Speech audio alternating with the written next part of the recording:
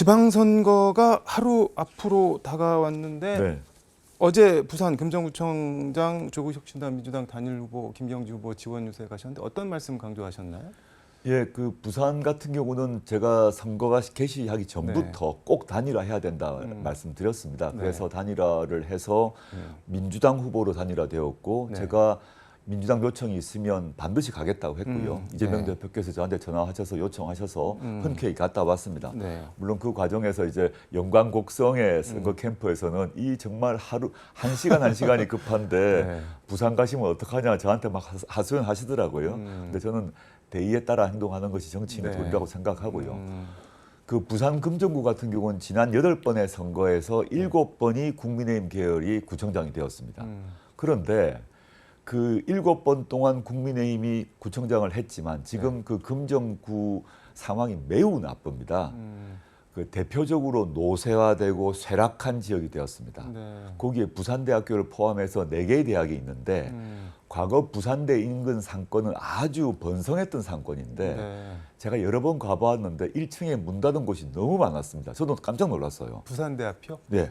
부산대 앞 상권이 대부분 그렇듯이 대학 주변 상권이 아주 번성하지 않습니까? 옷집이건 미장원이건 카페건. 근데 부산대 앞 상권임에 불구하고 너무 쇠락을 했습니다. 이 누구 탓이냐? 금정구를 책임졌던 국민의힘 책임이죠. 그런데 한동훈 국민의힘 대표가 와가지고 자신들에게 다시 표를 달라.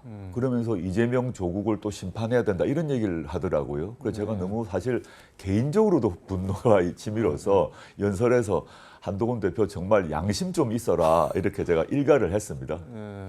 어제 그 CBS 박재홍 한판 승부 라디오 인터뷰에서 부산 금정에서 국민의힘이 지면은 한동훈 대표가 당대표 퇴진 수순 밟을 거다 뭐 그런 말씀을 하셨던데. 분명하죠. 전 지금 금정구가 통상은 아까 말씀드렸습니다만 국민의힘이 우위에 있습니다만은 최근에 여론조사를 보게 되면 단일화한 김경지 후보와 국민의힘 후보 사이에 조사를 해보게 되면 비등비등하거나 또는 단일 후보인 김경지 후보가 앞서고 있습니다. 매우 특이한 현상인데 이렇다는 얘기는 부산 금정구라는 매우 보수적인 지역의 유권자들이 윤석열 김건희 정권에 대해서 또는 국민의힘 정권에 대해서 심판을 내리고 싶다라는 의사표시라고 보고요.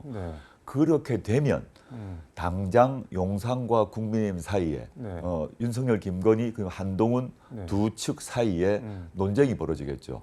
선거 패배의 책임은 당신 탓이다라고 서로 손가락질을 할 것입니다. 근데 그 경우 현재로는 친윤 그룹이 우세에 있기 때문에 한동훈 대표를 선거 패인의 원인으로 규정하고 교체시켜버릴 것이라고 저는 확신합니다. 근데 말씀하신 정권 심판 선거로 치러져서 금정구청장에서 부산에서 뭐 여당이 지면은 그거를 한동훈 대표 책임으로 몰아갈 수가 있을까요? 아무리 통상 보게 되면 윤석열, 김건희 두 사람 탓이라고 하는 것이 정상 아니겠습니까?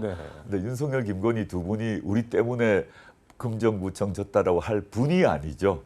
오히려 한동훈 대표가 선거 전략을 잘못 짜서 등등등의 얘기를 하면서 한동훈 대표를 교체할 것이라고 봅니다. 한동훈으로는 정권 재창출이 안 된다는 것이 입증되었다라고 주장하면서 새로운 국민의힘의 리더십이 필요하다는 얘기를 국민의힘 내부에 만들어내고 여러 가지 방식으로 한동훈 대표를 끌어내리고 비대위 체제로 갈 것이라고 저는 생각합니다. 그걸 따라가거나 그렇게 안에서 움직여줄 사람들이 있다고 보시나요, 국민의힘에?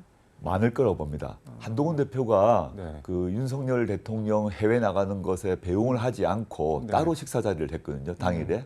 그때 20명 모였더라고요. 근데 국민의힘 국회의원 20명보다 훨씬 많지 않습니까?